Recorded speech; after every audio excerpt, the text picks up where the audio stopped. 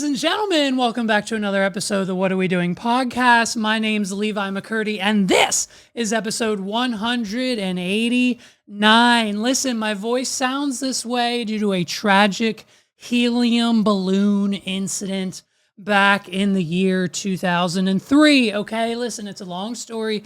I don't have time to tell you about it just now, but what I do need to tell you is that it is imperatively important that because my voice does sound this way, for you to hit the like button, hit the subscribe button, and hit the bell for notification, okay? You need to know when you're getting these episodes. You know what I mean? So at this point in time, I need you all to do those three things. Hit the like button, hit the subscribe button, hit the bell, and if you've already done those things, thumbs up for you. You get a gold star on the star chart. And hey, who knows? Maybe once you've gained enough stars, you get a super secret prize. What are we doing? So keep doing it and you never know. We'll see what happens. You know what I mean? So if you don't like and subscribe, you'll pretty much have bad luck for the next 14 years. So you got to make sure you do that just now. And to start off, I hate to start off this way. I really do. I hate to start off the podcast this way. I'll tell you why. Because it brings out grumpy. It brings out the grumpy side of me, and I don't like it. And so here's what I need you guys to do. I need all of you, all 14 of you currently listening, whoever maybe inevitably will come across this podcast, in the comments down below, I need you all to come together and for once in your life, just come together and unanimously decide on one or the other. Am I hilarious or is it the exact opposite? What are we doing? Because this bipolar roller coaster we've been riding on these last, 3 or 4 years, okay? It's getting a little, I can't mentally deal with it anymore. So I need you all to decide down in the comments once and for all. Is Zaddy funny or am I not really all that funny? Okay, because we're getting them. We're getting both ends of the stick here. I've got this guy here going, bro, you're hilarious. What are we doing? And in the same breath, not just that of 24 hours later, I've got this other guy here saying, God damn, you're unfunny, dude. You give off weird tweaker vibes. So it's about every other day here at the What Are We Doing Studios. I'm either contemplating jumping off the roof and permanently breaking my neck and spinal cord, and or starting my stand-up comedy career by launching a nationwide tour without ever having done 20 minutes of stand-up before in my life. What are we doing? So let's all gather in the comments below and we'll vote. Am I the most hilarious human being on this planet? Or is the other guy right and I'm so unidentifiably unfunny? What are we doing? I don't know if the word unidentifiably is a word or if I used it correctly in that statement, but it sounded good at the time. And so what I'm hoping is we can all come together and we can decide. Because if it's, you know what I mean? If the guy's right and I'm actually hilarious, we're going, baby. City to city, every state, we're stopping at least 50 comedy clubs across the country. I'm bringing friends with me. They'll do 15 minutes each. Then I'll go do my rough, thrown together, but also equally hilarious 30-minute set, and you've got a show. What are we doing?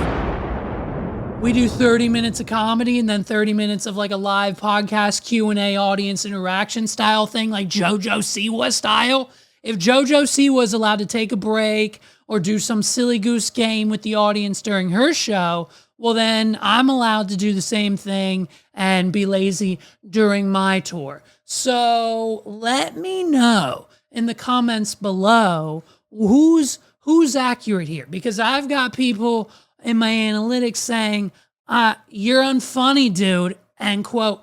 And I've also got people saying, bro, you're hilarious. What are we doing? And I can't, the back and forth. The one day I'm telling Megs, holy shit, Megs, I'm the most hilarious person on the planet. And then she goes, okay, honey, that's nice. And then I say, Megs, we have a contradiction because today, according to this guy, I'm extremely unfunny. And I quote, you flail your hands around like you're trying to lift off the ground like a fucking bird. What are we doing? You know what I mean? So let's come together. Let's decide on that here within the next few days. By the time we get to next week's episode, we can settle the debate if or whether or not I'm one of the funniest people you know what I mean? Or if that other guy was right, probably wrong, but if he's right, well, you know what I mean? We'll put it to a vote and we'll see how it goes. And he's still, even if that guy does win, he's probably still wrong. And I'm goddamn hilarious. What are we doing? So we've got this problem in the house. Not a problem anymore. I pretty much solved it. Spoiler alert. But as of last week, we had some ants. Okay, everybody gets ants in the kitchen. You leave one little tiny, teeny tiny little crumb out, and now you've got a whole brigade of an army of ants being sent in from the outside to, completely take over your kitchen. I woke up the next morning. I accidentally didn't wipe up the counter from dinner the night before, and you know what I mean? There was a whole gang of ants on the counter. I had to wipe them off, get rid of all them, and then they kept coming. So then Sandy was like, yo, here's the remedy. You just need some cinnamon and you need some vinegar. So we put out a little cup of vinegar and she said, you need to line, the window and the door, everything outside with the cinnamon. And so I'm out there Salem witch trials, we're blocking off bad omens with the cinnamon, sprinkling it all in front of the front door, the windowsill. I'm outside, just like a madman, sprinkling all the cinnamon from the cabinet around the house. Well, that didn't work. The ants were still coming. And so then I'm like, make sure I get Walmart, wherever she went, Home Depot, she gets the liquid ant traps, okay? These little things, they got some borax and some other poisonous shit in them. You tear off the heads, you let them sit out, and the ants go in and they don't come out. And then that's it. And then that's how you get rid of the ants. Here's the problem. The traps started to work. Okay, the ant traps were working. The night that I put them out, it didn't work right away. It took a few hours, but in a few hours when I came back, it was ant central all up in these liquid traps. There were a bunch of dead homies hanging out inside. There were a bunch of scouter homies crawling around on the outside of the thing, trying to figure out what's going on the inside. And so what presumably looked like an ant party in these liquid ant traps that I bought, I was like, great, this is perfect. Eventually they'll all go in and eventually none will come out. I'll throw this whole trap away and that'll be the end of the ants. The issue is that was the night before. Okay. So the next morning I wake up and I don't know, I can't really remember, but there's a solid chance that I had ingested copious amounts of drugs that evening and 1% chance might have hallucinated these ants, because when I woke up the next morning, the liquid traps were empty. What are we doing? There were no ants on the outside. There were no ants on the inside. All of the ants were gone. It was almost as if the dead party of ants, there were 30, 40. You could see the ants inside the trap. It's a clear plastic container. And I saw them in there. I saw them marching in a line from the hole in my kitchen all the way to the ant trap to see what was going on. I saw the whole production of the ants in my kitchen the night before. Okay. Now, the next morning, all the traps are cleared out. I asked Megs, did you touch my ant traps? Did you replace them? You saw that they were so full with ants. You replaced the traps? She says, no, I don't touch your shit. Why would I touch disgusting ant traps? And so I said, okay. Well, then one of two things is either now true. Either A, I hallucinated the ants to begin with, And these little ant looking exactly like ant creatures that have been crawling around my kitchen counter for the last week that I have inevitably gotten rid of with the cinnamon and the ant traps, I hallucinated it all?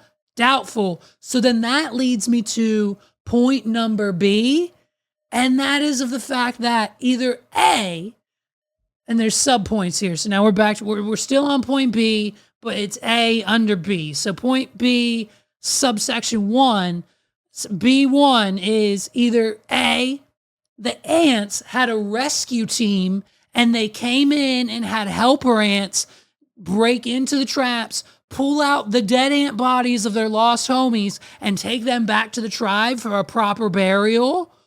Or B, another bug like a spider or something came along, ate all the ants in the middle of the night.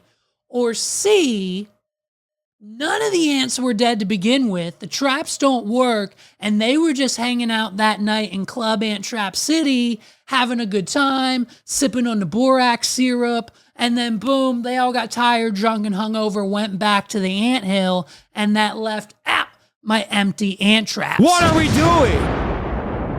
Now, I'm leaning towards the theory of that these ants are so civilized, and they're smarter than human beings, even though they're only this big, and they have a team of extraction ants that came in, went into the death trap of my liquid ant trap killer, and extracted the dead ant bodies of their homies and took them back to the anthill to send them off in the proper ant way. Now, that's my theory. Megs thinks now I just made the whole thing up, and I'm 99.9% sure I didn't. So if you know anything about ants or ant traps or bugs in general, let me know in the comments down below. Let's ask ChatGPT. Actually, I wasn't going to do this, but now I feel like I need to know. Chat.com. I had an ant problem in my kitchen, okay? And what happened was I put out liquid ant traps. And last night, I saw a whole gang of ants running from the wall to the ant trap. I saw about 30 dead ants already in the trap. The traps were working perfectly.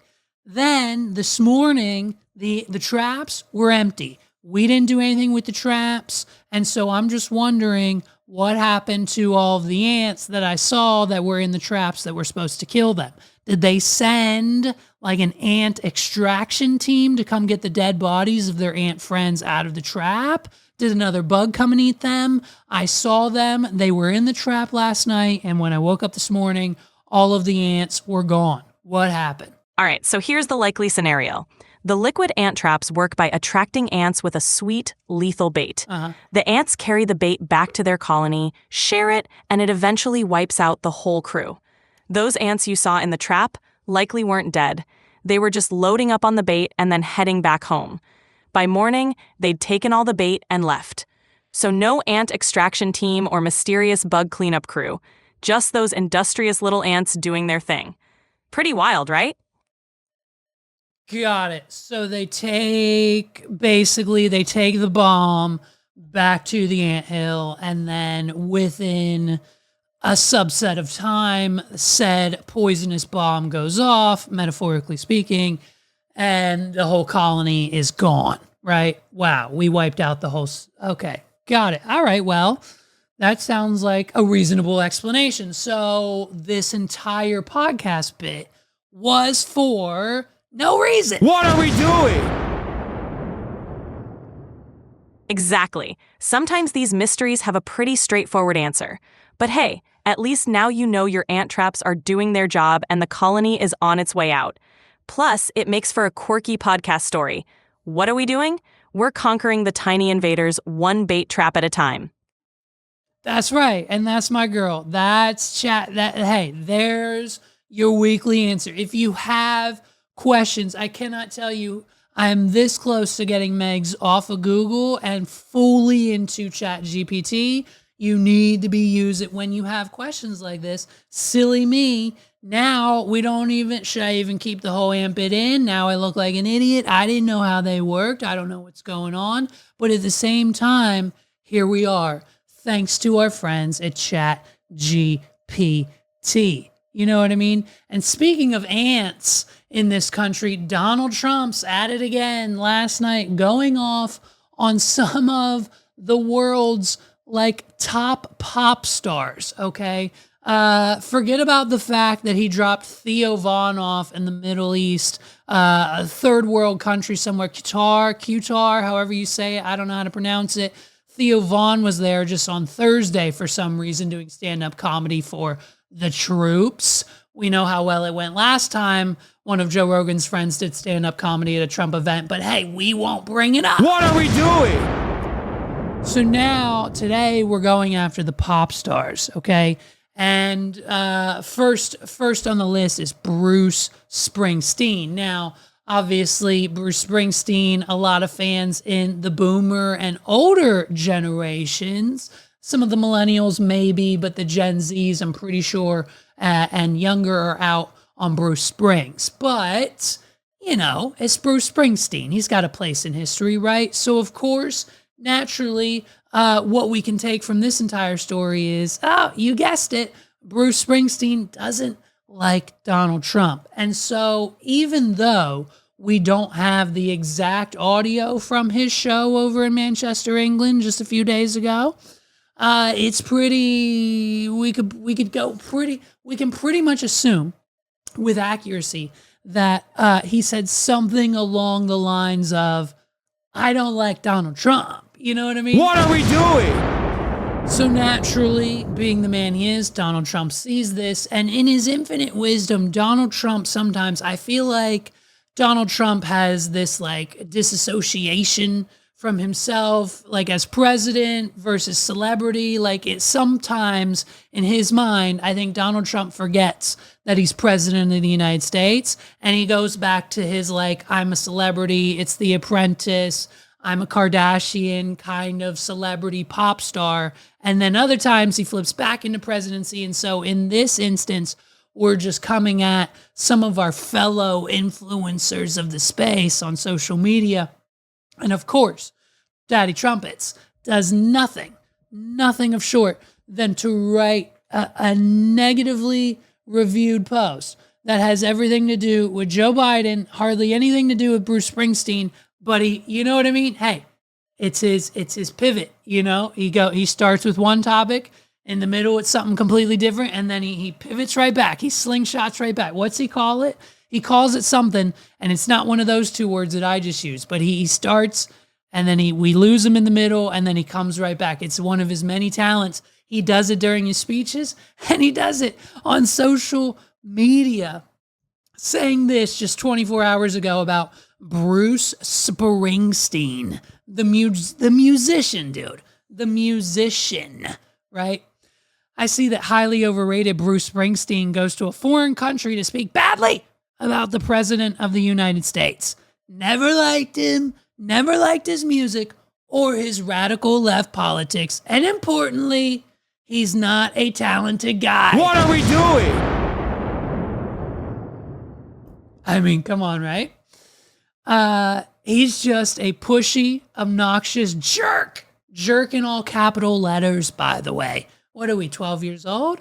Just a pushy, obnoxious jerk who fervently, I don't know if that's probably a word. I'm going to assume it is. But it's also, not only is it too big and confusing of a word for me, it's too big and confusing of a word for Donald Trump. What are we doing? Just a pushy, obnoxious jerk who supported crooked Joe Biden, a mentally incompetent fool. This is the pivot now. We're going off the rails of Bruce Springsteen and we're targeting Joe Biden. Stick with me. The worst ever president who came close to destroying our country. If I wasn't elected, it would have been gone by now. Sleepy Joe didn't have a clue as to what he was doing, but Springsteen is, quote, dumb as a rock, end quote. What are we doing? And couldn't see what was going on, or could he? Which is even worse. This dried out prune of a rocker ought to keep his mouth shut until he gets back into this country. Nah. Keeps his mouth shut until he gets back into this country. That's just standard fare. Then we'll see how it goes for him. So basically, according to the current sitting president of the United States, he hereby orders, I don't know if he signed an executive order or if it's just a verbal command, Mr. Bruce Springsteen is no longer allowed to talk any type of shit on the United States as a country or its commander-in-chief, President Donald Trump. What are we doing? And the only way he's allowed to ever again is if he steps foot on American soil. And according to Donald Trump, that's not going to fare well for Mr. Springsteen if, in fact, he does fly back here, talk some shit, and then inevitably we'll see what happens. But at the end of the day, according to Donald Trump, Bruce Springsteen's going to get it. Okay.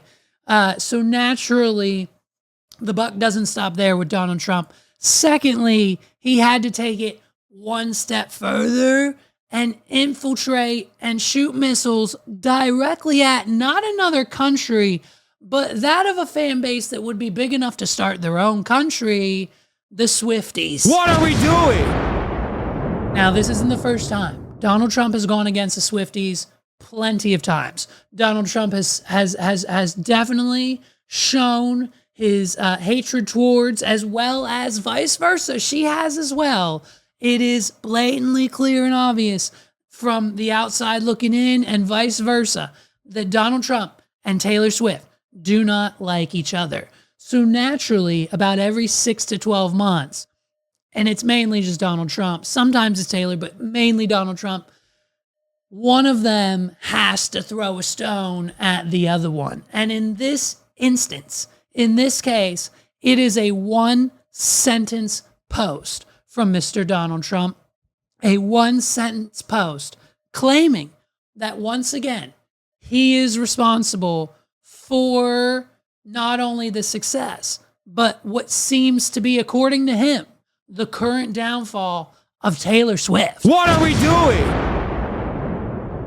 His tweet reads, and I quote, "Has anyone noticed that since I said, quote, I hate Taylor Swift, end quote, she's no longer hot?" What are we doing? And so now what we have here in America is the President of the United States directly taking responsibility for the mere fact that us as a society are not currently in an uproar, talking about, posting about, writing articles about, tweeting about, and just shouting about Taylor Swift. Presumably, now this could be the case. You know what I mean? This could be the case. Presumably because she's not on tour right now and she's kind of like hiding out low, like hanging low, not going outside, not being in the press. She's chilling with her BF, Travis Kelce. They were spotted at Mother's Day in Philadelphia. Fine. First time we've seen her in a few months. But she's also dealing with some like Jason Baldoni. They're trying to subpoena her to go to court, but her lawyers are fighting it because she doesn't want to go to court because she doesn't want to be a part of that Blake Lively mess anyways. Like she's taking a break right now. And naturally, the public eye, you know, from the Tower, Lord of the Rings, the public eye isn't on her, okay? Right now, we're focused on Frodo in the Ring, aka Justin Bieber and his financial problems. We'll get to him in a minute. So Taylor Swift isn't very relevant. And so now that Donald Trump has put that math together, something we've known for the last few months, naturally, with the Eras Tour ending and Katy Perry and Beyonce and everyone else coming into play with their lifestyles and world tours and cars flying through the stadium on wire harnesses, we're not going to talk about Taylor Swift. We're going to talk about those people. But Donald Trump, being the narcissistic man that he is, has to make it all about him. And so naturally, on that very, very forgettable, faithful day when he said, I hate Taylor Swift. What are we doing? That basically started the decline. The stock's going down. Bitcoin is crashing. As soon as Donald Trump said, I hate Taylor Swift, that's it. She's no longer hot, dude. She's not a hot topic. She's not a hot purse. She's not making hot music. And we don't got anything hot going on with Taylor Swift. And it is thanks to the President of the United States. And if that isn't your tax dollars at hard work, I don't know what is, okay? You know what I mean? If it wasn't for Elon Musk and the Doge department shutting down every other single aspect of the United States federal government, we wouldn't have time for Donald Trump to decide that right now, Taylor Swift, he hates her. And by the way, because of that statement, she's not hot anymore. And that is your president. What are we doing? You know, and it's fine. Swift loves, listen, if Donald Trump would put half the energy, if he took half the energy that he spent writing these tweets about Bruce Springsteen and Taylor Swift, we'd have Joe Exotic out of jail on a presidential pardon by now. What are we doing? We'd have Joe Exotic on a car ride to Mexico, maybe a plane, who knows? We'll get him there either way to rendezvous with his new Mexican husband by now. What are we doing? So, Mr. President, I understand that informing the current, public, society, everyone, all of your the people who you talk to on social media, they need to know if and when Taylor Swift is and isn't hot. But if we could just take 1% of that energy to get our friend Tiger King out of jail, well then, by God, wouldn't it be that much better of a day? What are we doing? Listen, speaking of pop stars, it's not a good week for our friend Chris Brown, okay? A lot of our friends, our other podcast co-host, Carlos, loves this man. They go see him whenever he's in concert. I'm pretty sure they have tickets for his upcoming show already. Chris Brown, he's supposed to be coming to Hershey. I don't know if he is anymore because of the simple fact that while he was in the UK, you notice how whenever the United States celebrities go over to the UK, they're always in trouble. What are we doing? Ellen dodging the Diddy trial, Chris Brown bashing bottles against music producers' heads in a nightclub. It's fine. It's what happens. He was drinking a little too much, okay? Everybody in the club was getting tipsy. And one thing led to another. Chris Breezy smashed the shit out of his friend. Smashed him like the guy with the hatchet. Smashed him.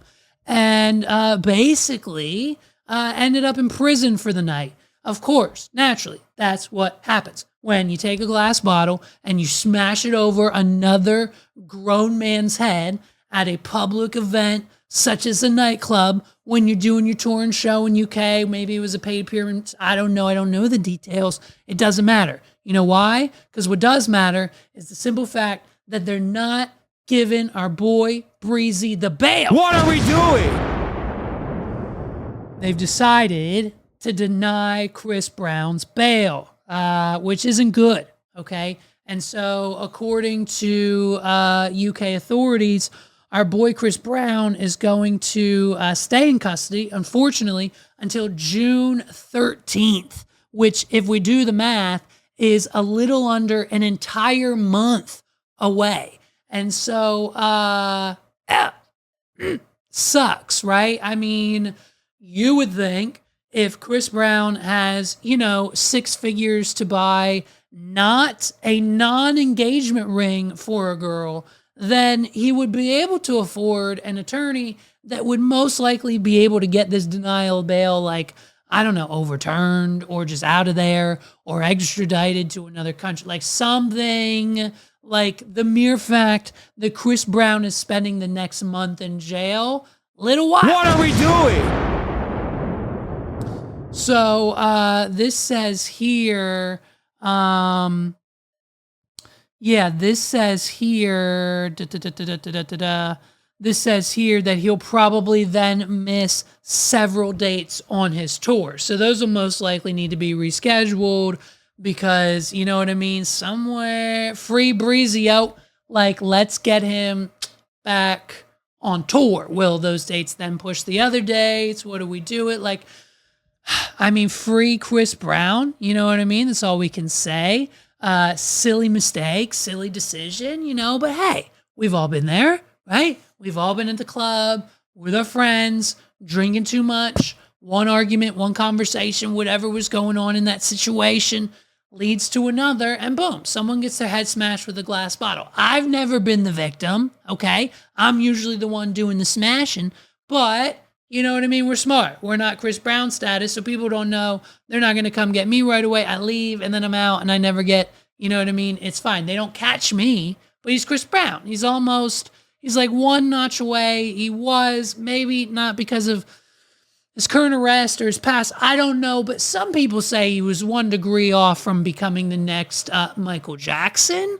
And so probably not the whole like skin color change thing, but as far as like music and sound and sales and popularity, he was maybe kind of sort of on that path.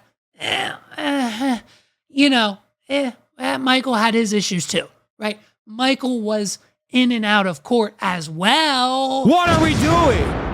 So let's not forget that small fact. So he still has the opportunity. We'll see how the rest of history goes. But as of for now, for the next 3 to 4 weeks, unfortunately, CB will be pretty much incarcerated over in the UK, which sucks, dude. Sucks, right? So this Airbnb is trying to revive their brand. We all know that Airbnb is basically dead, dude. What are we doing? If you're still using Airbnb, all I have to ask is, what are we doing? It's expensive. It's overrated. The houses, the properties aren't clean half the time. Half the time it's small and gross. Like they make the pictures look better than what it is. It's 9 times out of 10. You are just better off in 2025, especially 2024, and the last few years. 9 times out of 10, you're better off just staying at a 3 to 4 star hotel for what are we doing? For if not less the price, if not the same exact price that your Airbnb was, right? Like there's no ridiculous cleaning fees. You don't got to review them. They're not reviewing you. It's not someone's house. We were just in an Airbnb up in Buffalo, New York a few months ago. And it was literally like someone's actual, they were living there on a daily basis, except while we were their house. What are we doing? It's like 50-50. Some Airbnbs are extra rental properties that are only Airbnbs. Fine. But the ones that are actually people's houses on like a daily Tuesday, like, you know what I mean? Like when we were there, you open a drawer, it's little buddy's underwear that he didn't take on his trip. You open a closet door, there's a folder with his birth certificate and social security card. We could have taken this guy's identity. What are we doing? Like there's like the fridge is half full. We find his stash. Like there's a whole extra level of weirdness when you get to an Airbnb and you realize that based on you leaving said property is when another person can just come home. What are we doing?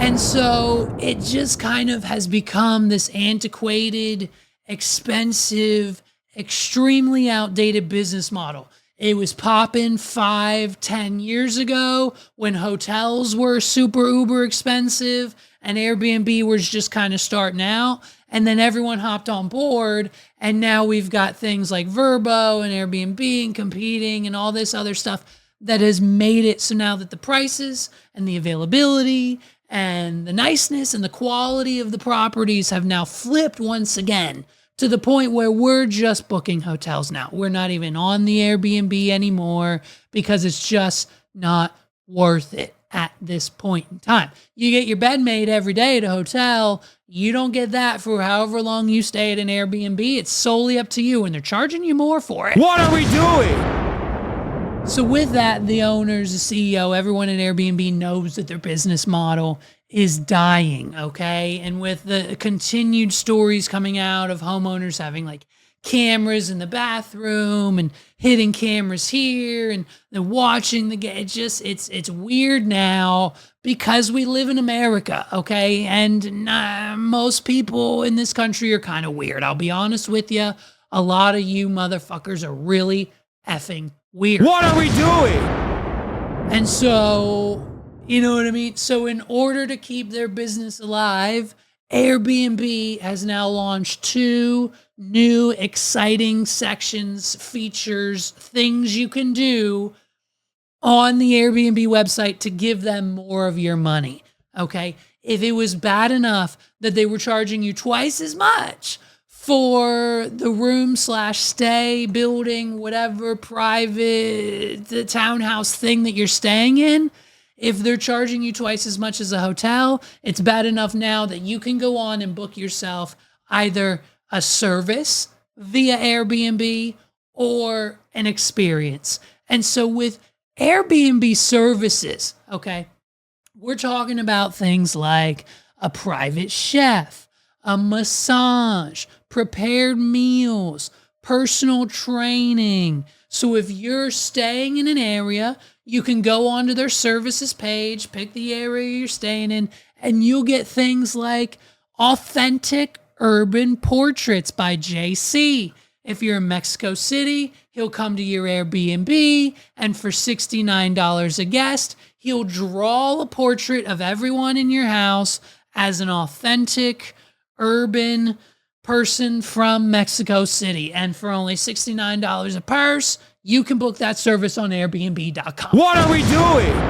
Hey, you going somewhere for an Airbnb, you're booking an Airbnb for like a wedding or an event. You want someone to come do your hair and makeup at the Airbnb. Don't worry about finding them yourself. Go on Airbnb services tab, go down to hair and makeup, and boom, you'll have a professional makeup artist at your Airbnb ready to do your makeup just in time for your event in a split second. What are we doing? You want an in-house Airbnb massage? They'll send a masseuse to your house. You need to work out, do some yoga in the Airbnb? They'll send a yoga instructor to your house.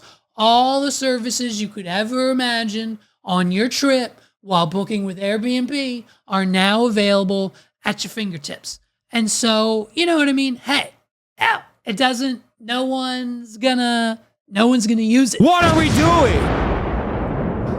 And so then we get to the experiences tab. Now, 99.9% of all these new Airbnb experiences are things like explore Philadelphia's history, real history of Pittsburgh, a film walking tour, marvel at the National Mall at night with a guide. Like, you know, normal, boring things that, again, no one's going to book through Airbnb's website pretty much probably, ever. What are we doing? Like if I want to go on a ghost tour in Philadelphia, like I'll probably just find that person or that company, go to their website and use whatever booking platform they have. Like I don't understand this supposed lore of the fact that if I'm already booking on Airbnb, it'll just be better if I get my, National History Museum tickets via Airbnb.com versus just the regular website that's probably one click away. And so these are some of like Bikes and Brews tour for only $89 a guest. You get a bike, you hop on it, you ride the bike to a bunch of different bars throughout the day, and boom, there's your Bike and Brews tour, $89 a purse. It's the perfect Airbnb experience while you're getting away, okay? But to promote this, to make this an even bigger spectacle of an event, because Airbnb knew we couldn't just drop experiences and services and just have it be all the same shit that people were booking on their own anyways, because that's all it is. What are we doing? They couldn't let it just be that. So we had to come up with the funding, the marketing, and pretty much just overall the money. I already said funding, but even more money to book Airbnb original experiences. And when I tell you that they have gone all out in the sense of you're essentially booking an in-person experience with a celebrity, oh baby, buckle up. It's Airbnb experiences. What are we doing? So now we don't know the cost of any of these experiences. So before you get up in a tizzy and try to spend your life savings on any of these so-called experiences, please, we don't know. They're going to pick people at random. I think it's a lottery system. A lot of them have more information coming soon. So let's take a look at some of these experiences. So what they have done is they've partnered with Airbnb as to what they assume are the top celebrities, artists, musicians, sports athletes. They've got everyone under the sun in the Airbnb's original experiences category. First and foremost, the one that is sticking out the most to people, the one that we've all are probably going to bid on, is the Sabrina Carpenter Airbnb experience. What are we doing? The precious princess herself, the blonde bombshell of the 21st century. I'm talking none other than the perfect, ever living, how does she exist as a human being? Sabrina Carpenter, okay? And we've taken it just one step further into Creepsville by titling the experience, Get a Taste of Sabrina Carpenter. What are we doing? Now listen, I know, Sabrina, she's got music. It's sexually explicit, okay? Taste, espresso, the Juno poses on tour. We get it. She's a young 20-year-old. We get it, okay? That's how she's moving and grooving in the industry. But Airbnb, calling the experience Get a Taste of Sabrina Carpenter. Hey, man. What are we doing? Can you imagine the type of weirdos that are coming out and clicking refresh, clicking notify me over and over again because of the utmost disgusting human beings live not only on this planet, but in this country specifically? And I guarantee you that there is a line wrapped around the block of disgusting men in their 30s to 40s who would love nothing more than to get a one-on-one private in your own Airbnb taste of Sabrina Carpenter. What are we doing? They have better spent $1 million on security. If you think for a moment that Sabrina Carpenter is going to look remotely like this, sitting in front of a fireplace at the Airbnb of your choice, and you open the door to that log cabin, and she says, hey, come get a taste of me, Sabrina Carpenter will potentially, listen, bad things are going to happen. What are we doing? We need security teams in place. We need snipers surrounding the building, because at the end of the day, there is no way this ends well. The person who gets picked to do this one-on-one interactive experience with Sabrina Carpenter is going to need a restraining order from Sabrina Carpenter by the time it's over. Yes or yes? What are we doing? Listen to what you get when you get a taste of Sabrina Carpenter. You get to throw on a cute costume. Hey, what you've got on isn't working, Daddy. Let's go to the changing room together and see what we can find you. She'll put on a shimmery, glimmery, fancy, reflective lingerie corset like she does, and you'll hope to fit in a medium-sized t-shirt when we all know you should be wearing an extra large. What are we doing? Get a glow up. I have more than a brush that'll make you blush, dude. It's getting weirder and weirder. Then the last thing on the list that you're going to do with Sabrina Carpenter is hit your mark. I'll put you in all kinds of positions. What are we doing? This is either a scam, this is either a blatant lie by Airbnb, or they are literally selling Sabrina Carpenter to another.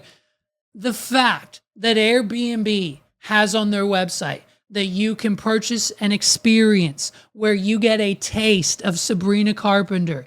And before the day is over, you will, quote, hit your mark and have her put you in all kinds of positions. You'll get a glow up. And hey, baby girl, she's got more than just some blush and some makeup and a hairbrush to make you blush, okay? We're talking like other things, all right? And then throw on a cute costume, get changed with Sabrina Carpenter. What are we doing?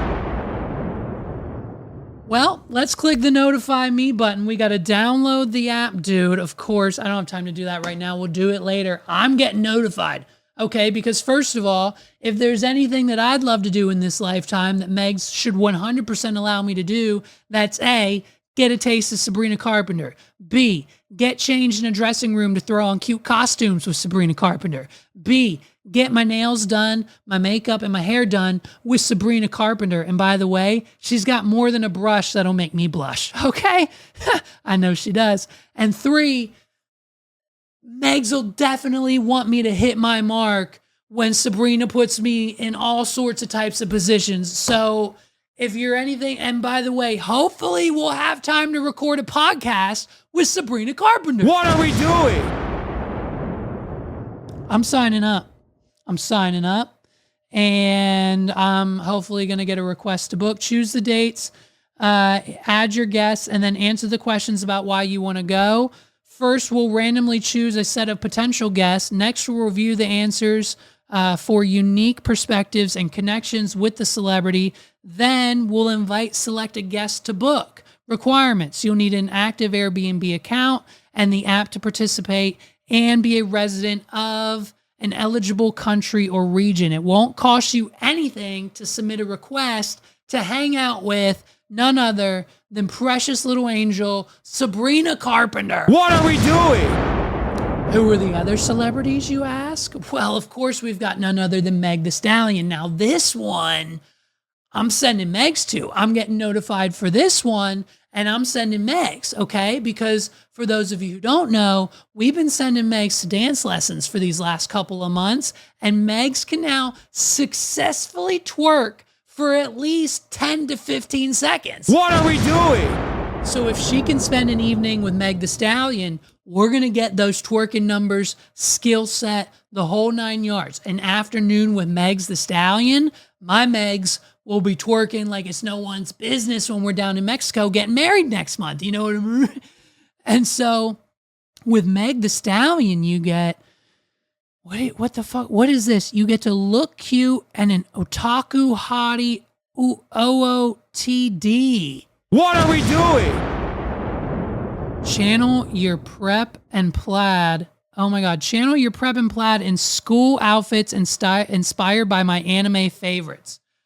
They're going to wear schoolgirl outfits, short plaid skirts, and tied up tops like Meg Thee Stallion's favorite anime.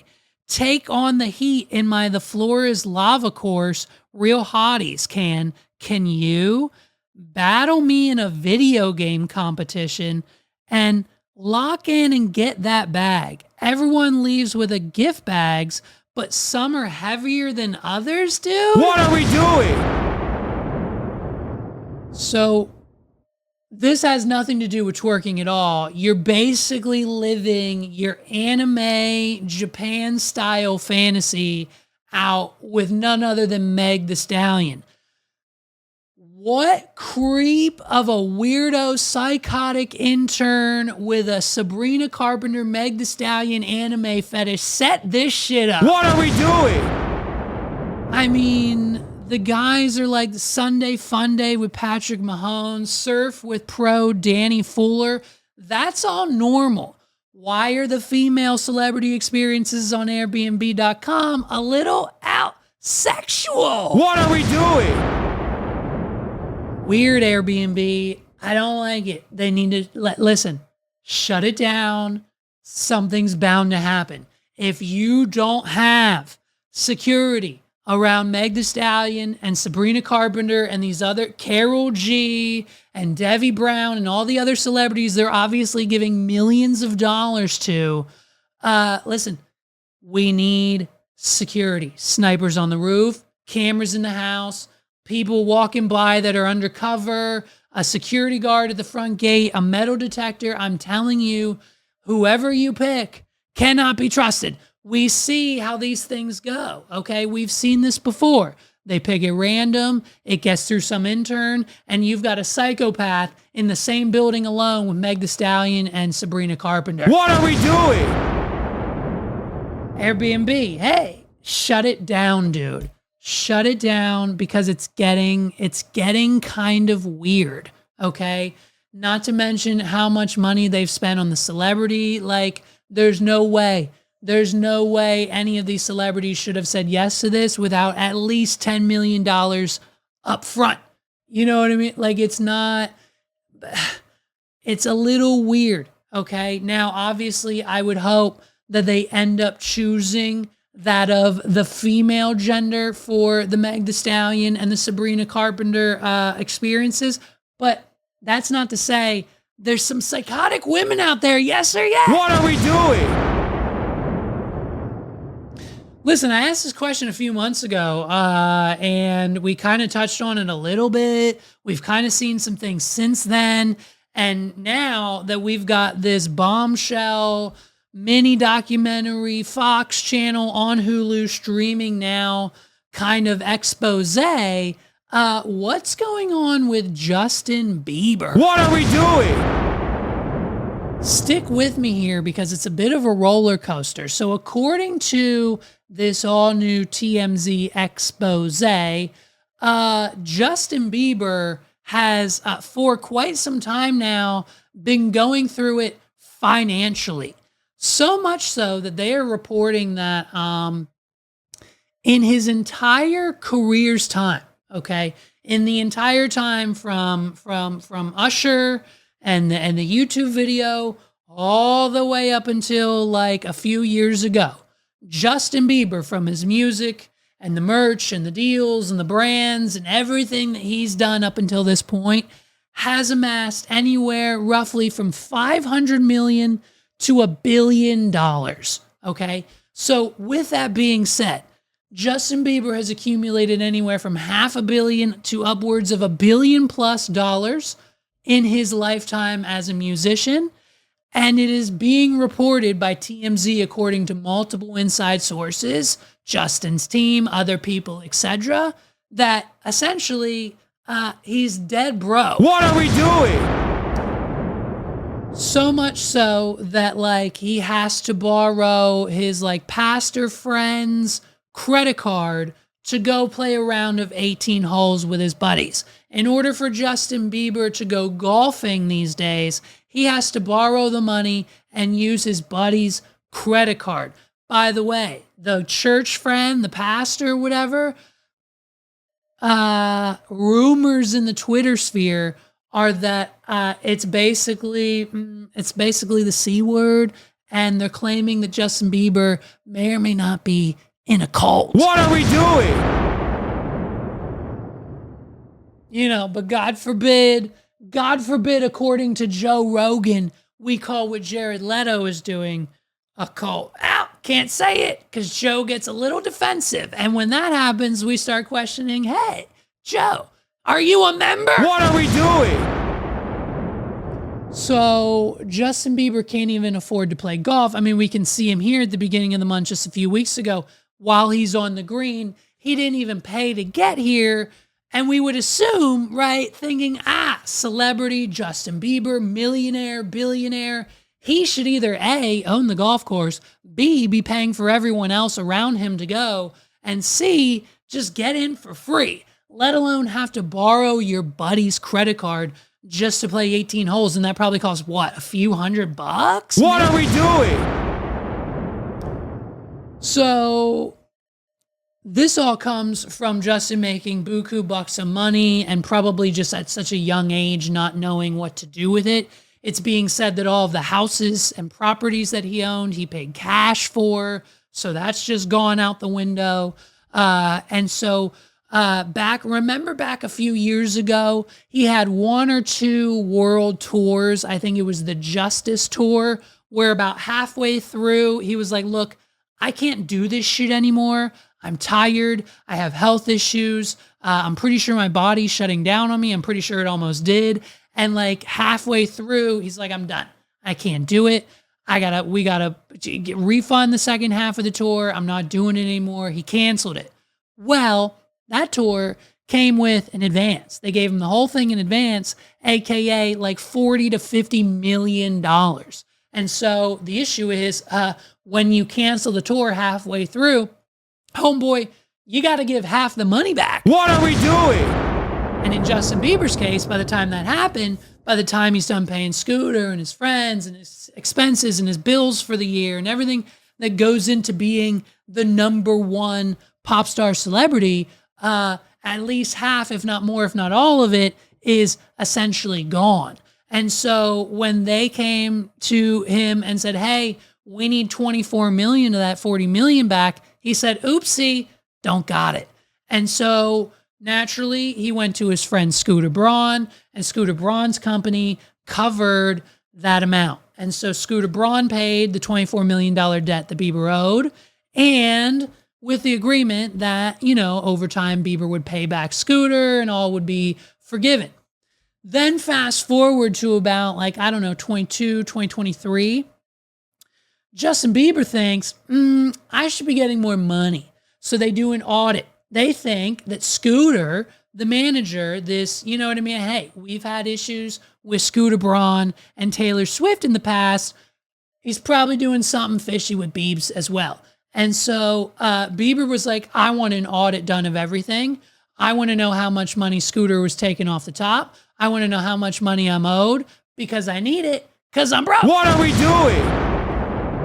And unfortunately, what happened in that Justin Bieber audit is they found the exact opposite. And actually, as it turns out, Justin Bieber not only owes Scooter Braun back that $24 million that he fronted him for the canceled tour, Justin Bieber also owns Scooter Braun like another $10 or $12 million just for being his manager, deals, things, the percentage, the way the music industry works. What are we doing? Which then, of course, leads us to the 2022-2023 music library catalog sale that Justin Bieber put out there for $200 million. So in 2023, 2022 time, he basically is at the point of financial collapse. He has no money. He owes multiple people and multiple companies, production companies, Scooter Braun, everyone, millions and millions of dollars. He hasn't put out new music or gone on tour in so long. Just mental health, being a celebrity, everything that they put Bieber through at such a young age, now at 20 to 30 years old, is finally caught up to him. And now what I think is happening with the stress and excitement and life and new chapter of his wife and Haley and the baby, now comes all of this drama surrounding Diddy, who he was not a victim of, but at the same time was a victim of Hollywood. So that he's dealing with on top of owing multiple people and organizations millions of dollars. He's broke. So naturally, at a fraction of the cost, you know what I mean? WeBuyHouses.com. He sold his entire music catalog, I think, in December of 2022 for about $200 million. And now the issue with that is there were other artists not even remotely close to the caliber of popularity and numbers and worth, the dollar amount of Justin Bieber, selling their catalogs at the time for way more. And B, it was way early in Bieber's career to do just that. But when you're broke and have blown through anywhere from $500 to $900 million in cash, you take what you can get. So a $200 million catalog sale would most likely cover maybe a fraction of the debts and hopefully set you on a straight and narrow for a few years. But that's probably was only a temporary fix for the Bieber family. So naturally, we're spiraling mentally. We don't have any money. And this has been the talk of the town in Camp Bieber for quite some time now. TMZ is also claiming that the Selena Gomez situation is 100% one-sided. Selena and Benny, happy as clams. Don't give a shit. Don't care about them. Won't talk about them. They're happy. They just dropped an album together. They're making money. They're making music. The two happiest people on this goddamn planet right now, Benny Blanco and Selena Gomez. But on the flip side of that, apparently, according to insiders, Selena Gomez is constantly on the back of the mind when it comes to Miss Hailey Bieber. What are we doing? And so it is a situation where I'm sure this story will continue. I'm sure we will hear more. And I am sure this is not the last we heard of Justin Bieber. My predictions, like I said a few months ago, is in order to reconcile some of this cost, he's most likely going to have to release an album, which he might do this year, just to subset some of that debt. And B, I would say, listen, bro, we don't need to go back to the world tour. We don't need to do 100 city and era style. He tried. We tried doing the whole world tour, every city, every stop thing, and it just doesn't work, okay? For people like Taylor Swift, it works. For Justin Bieber, it's proven now he can't handle it. All I'm saying is if the debt that you owe Scooter and potentially other people is less than... What are we doing? If the debt you owe is less than, I don't know, like 100 million, 250 million, there's no reality that we're living in a reality where I guarantee you, I 100% believe that Justin Bieber's team could go to any hotel and resort in Las Vegas and say, we're giving you Bieber for 10 nights and 10 nights only, a total of 20 shows, 2 shows a night. It's Justin Bieber. It's his Eras tour.